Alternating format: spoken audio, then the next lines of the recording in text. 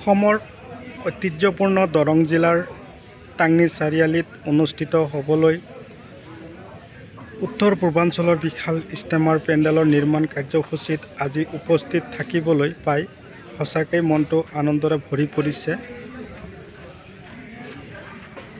এই ইষ্টেমাৰ কেৱল এটা ধৰ্মীয় সমাৱেশেই নহয়, বৰঞ্চ ই সমগ্ৰ জনসাধাৰণৰ ঐক্য আৰু উমৈহতীয়া হোৱাৰ এক সুন্দৰ নিদৰ্শন দাঙি ধৰিছে। আমাৰ অসমৰ বিভিন্ন প্ৰান্তৰ পৰা অহা এই পেণ্ডেলৰ কামত আগভাগ লোৱা, নিস্বাৰ্থভাৱে শ্ৰমদান কৰা দেখি মই নথৈ আনন্দিত হৈছোঁ। জাতি ধৰ্ম নিৰ্বিশেষ কাম কৰাত এই দৃশ্যই আমাৰ সমাজত গভীৰ ভাতৃত্ববোধ সহযোগিতা কামনা কৰিছে। নিজৰ নিজৰ শ্ৰমদানেৰে এই পেণ্ডেলৰ কাম কৰি থকা দেখি বহুত আনন্দিত হৈছোঁ।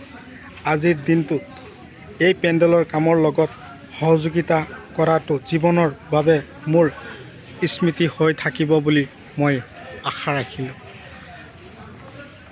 এই ইষ্টেমা 25, 26 আৰু 27 তাৰিখে তিনিদিনীয়া হ'ব বুলি মই জানো।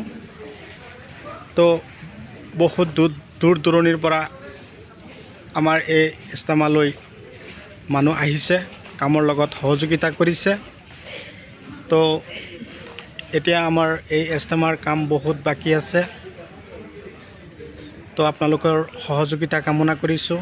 যদি আপোনালোকে আমাৰ এই ইষ্টেমাৰ কামত সহায় সহযোগিতা কৰে, আপোনালোকে আগবাঢ়ি আহিব পাৰে।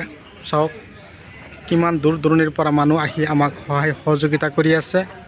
ইফালে পেণ্ডেলৰ কাম ইতিমধ্যেই সমাপ্তি।